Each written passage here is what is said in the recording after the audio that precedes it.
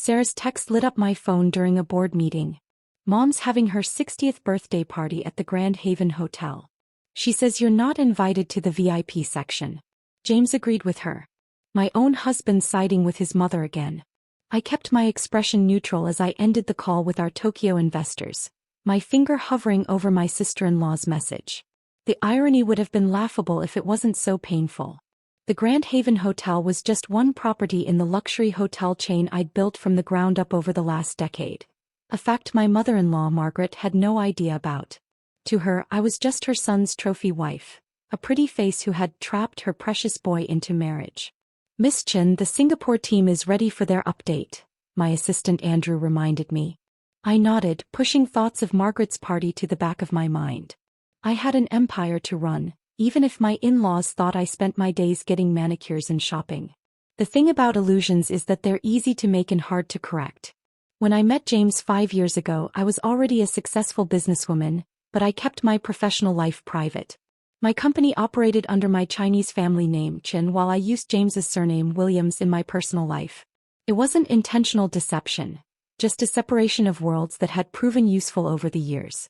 Margaret had made her opinion of me clear from day one.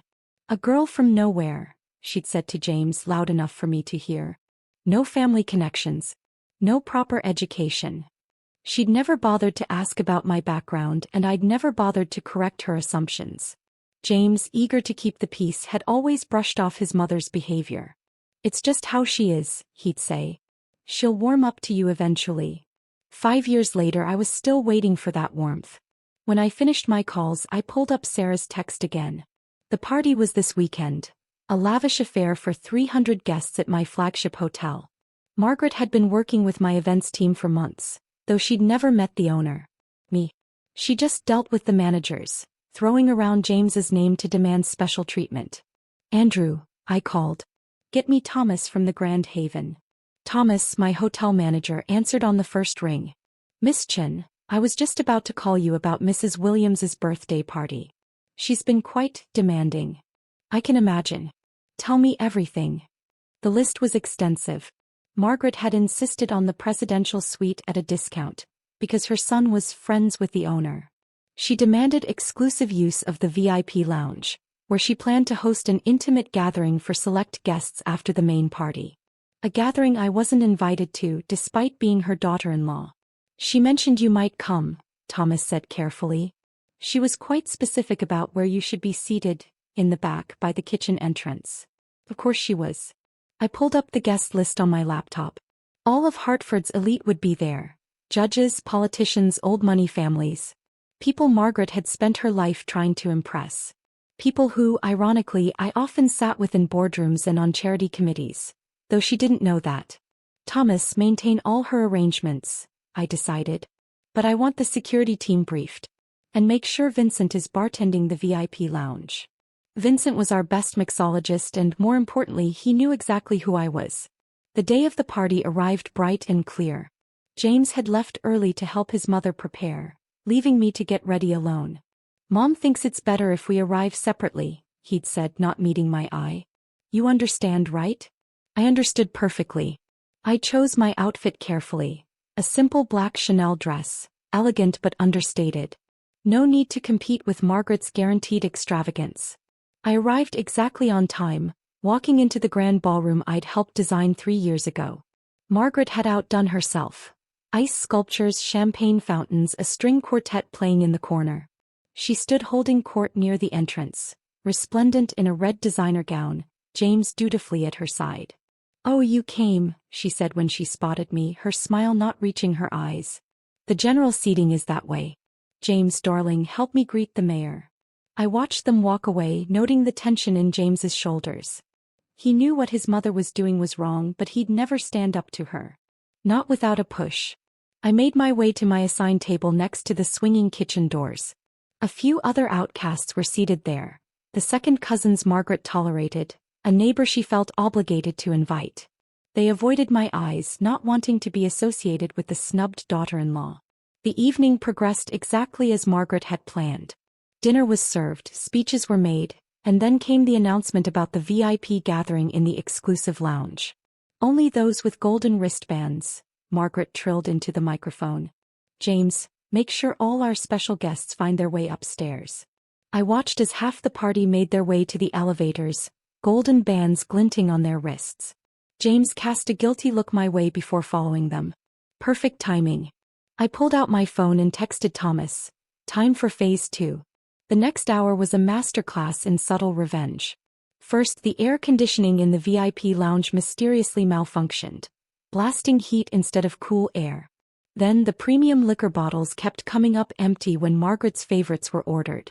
Small inconveniences, nothing too obvious.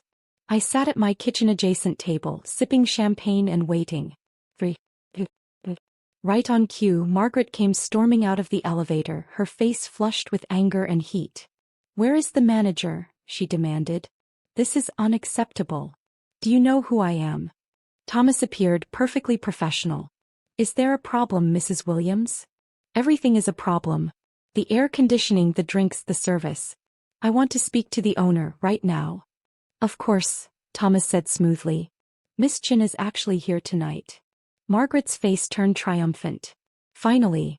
Where is she?" I stood up from my table by the kitchen, smoothing my dress. "Right here, Margaret." The silence that fell over the ballroom was absolute. Margaret stared at me, her mouth opening and closing like a fish out of water. James, who had followed his mother downstairs, went pale. That's not possible," Margaret sputtered. "You're just what?" I asked quietly. "A trophy wife? A girl from nowhere? The owner of this hotel and the entire Grand Haven chain? All of the above, actually." The whisper started, of course. Half the people here already knew me as Chen, the businesswoman. They were just now connecting the dots. "Miss Chen," Thomas said loudly enough for everyone to hear, "shall I have the air conditioning repaired in the VIP lounge?" "No need," I replied. "I think the party's moving back down here." I turned to the gathered crowd. "Drinks are on the house, everyone. Consider it a birthday gift to my mother-in-law." The next hour was chaos, but the kind I'd orchestrated. Margaret's carefully curated VIP group dissolved as guests migrated back to the main ballroom, many of them coming to greet me, not as James's wife but as Chen, the CEO they'd worked with for years. James approached me, his face a mix of shock and something else. Admiration, maybe. "Why didn't you ever tell me?" he asked. "You never asked," I replied simply.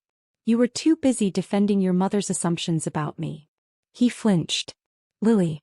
Miss Chen." The mayor's wife descended on us, glowing with excitement. "I had no idea you were James's wife. You must join us for the charity gala planning next week." I smiled. Of course, though I usually prefer to be seated away from the kitchen. The mayor's wife had the grace to look embarrassed. She'd been at the VIP gathering after all. As the night wound down, I found Margaret sitting alone at what had been my table, staring at nothing. The irony wasn't lost on me. "The service is better here than you think," I told her, sliding into the seat next to her despite the kitchen door. She turned to me, her carefully made-up face showing every year of her 60 years. "You've been laughing at me all this time," she said bitterly. "No, Margaret. I've been working all this time, building something. Just like you always wanted James to do." I stood up. "Happy birthday. The presidential suite is comped, of course. Family discount." I walked away, hearing her sharp intake of breath behind me. My phone buzzed. Andrew with updates about our new project in Dubai. Time to get back to work. The story wasn't over, of course. There would be fallout, explanations needed, relationships to rebuild. Or end. But for now, I had given Margaret exactly what she'd always wanted. A birthday party people would talk about for years to come. Just not for the reasons she hoped. She planned the morning after Margaret's birthday party. I woke up to 37 missed calls. Most were from James, who hadn't come home last night. A few were from Sarah, probably checking on the fallout. And one was from Margaret herself. I ignored them all and opened my laptop instead. The Asian markets were closing and I had decisions to make. Being publicly revealed as Chen meant I could no longer maintain the careful separation between my personal and professional lives. It was time to get ahead of the story. "Andrew," I said when he picked up, "schedule a press release. It's time to put a face to the Grand Haven brand." My phone buzzed again. "James." This time I answered. "Where are you?" His voice was rough, either from lack of sleep or too much drinking. In my home office, where I am every morning at 7. You have a home office? I closed my eyes. 5 years of marriage and he'd never once asked what was behind the double doors in our east wing. He'd never wondered why I disappeared there for hours each day. We need to talk, he said. Yes, we do. But first I have a board meeting. Come by my office, my real office, at noon. Your office. He repeated it like the words were in a foreign language. At the Chen Industries building downtown. 37th floor. Tell reception your wife is expecting you. I hung up before he could respond. There was a certain satisfaction in knowing he'd have to say those words. My wife, to get to me now. The morning passed in a blur of meetings and damage control. Word had spread fast in our social circles about last night's revelation. My PR team was already fielding calls from business magazines wanting to know how Hartford's most successful female CEO had managed to keep such a low profile. I'll take precisely one, I instructed. My assistant buzzed. Mr. Williams is here. Send him in. James walked into my office like a man entering foreign territory. His eyes swept over the floor-to-ceiling windows, the modern art on the walls, the wall of awards I'd never displayed at home. He looked displaced in his casual clothes among the corporate sophistication. You've been busy, he said finally. For the past 15 years, yes. I gestured to the chair across from my desk. Though you never noticed. He sat, running a hand through his disheveled hair. Mom's a mess. Of course. That's what he led with. Always his mother first. Margaret's pride is hurt, I corrected. She'll survive. She says you humiliated her. Deliberately set her up to fail at her own birthday party. No. She set herself up by trying to humiliate me. I just chose not to play the role she assigned me. James shifted uncomfortably. You could have told me about all this. Like you told me about agreeing to exclude me from the VIP section? He had the grace to look ashamed. That was wrong. I should have stood up to her. Yes, you should have. But you never do, James. And now I have to wonder, would knowing about my success have changed anything? Or would you have just had a different excuse for letting your mother treat me like dirt? My intercom buzzed. Miss Chen, Tokyo is calling in 5 minutes. I looked at James. I have a company to run. We can continue this conversation at home. He stood looking lost. When will you be home? When I finish work. Like always. Understanding finally dawned on his face. All those times he thought I was at yoga or shopping or lunch with friends, I'd been here. Building an empire. Playing the role his family had cast me in. The next few weeks were a crash course in reality for the Williams family. Margaret, unable to face her social circle after the party, fled to her sister's house in Florida.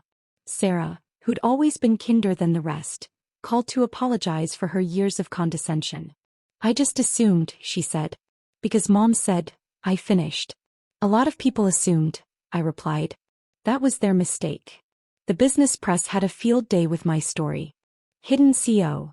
The woman who built an empire in secret ran one headline. Trophy wife or business mogul. The double life of Lily Chen Williams declared another. I gave exactly one interview to a respected business journal. When asked why I'd kept my professional life separate, my answer was simple. Success speaks for itself. I didn't need to announce it. The article went viral. James moved into our guest room. We were in limbo, not quite separated, not quite together. He attended therapy, trying to understand his role in enabling his mother's behavior. I watched him struggle with the realization that his trophy wife was more successful than he'd ever be. Margaret returned from Florida after a month, considerably subdued. She requested a meeting through James.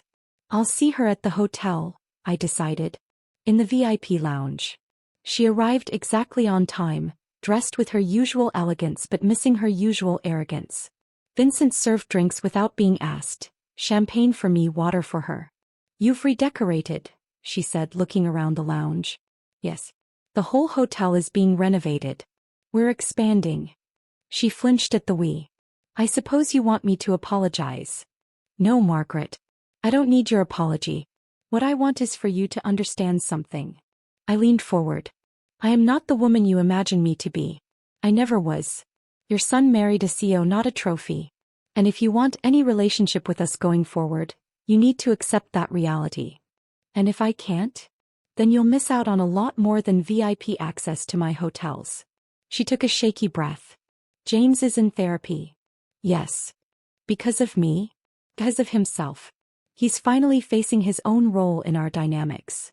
She stirred her water, the ice cubes clinking against the glass.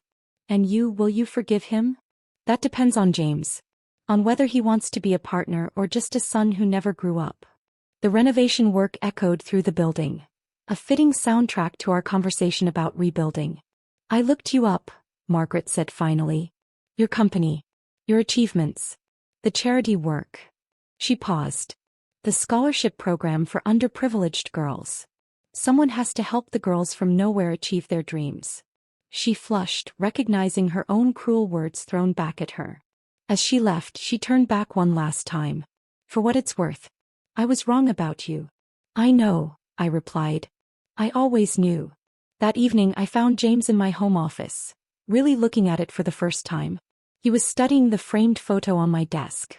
Us on our wedding day. I was so proud that day, he said without turning around. Proud that someone as beautiful as you had chosen me. I never thought to be proud of anything else about you. He turned eyes red. And now I'm ashamed. Ashamed of how I let Mom treat you. Of how little I knew my own wife. But mostly, I'm in awe. Of everything you've built. Of how strong you are. But I don't deserve you. Probably not, I agreed. But deserving me isn't the point, James. Supporting me is. Being a true partner is. Can you do that? I want to try. He gestured to my desk. Show me. Tell me about your company. Your work. Everything I should have asked about years ago.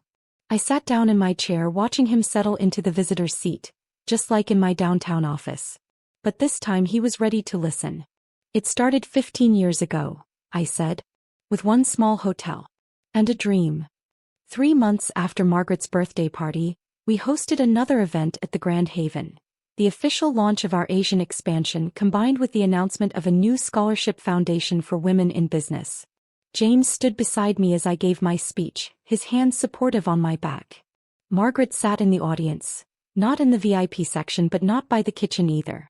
Progress comes in small steps. Sarah had joined my board of directors, bringing her legal expertise to the company. She'd broken free of Margaret's influence, finding her own voice in the process. As for me, I was finally fully myself. Chen Williams, CEO of Grand Haven Hotels, and a woman who had built her success one careful brick at a time. No more hiding. No more playing small to soothe others' insecurities. The trophy wife was gone. In her place stood what had been there all along. A woman who had built an empire while others underestimated her. A woman who had turned assumptions into advantages and silence into strength. After all, sometimes the best revenge isn't just success. It's success on your own terms.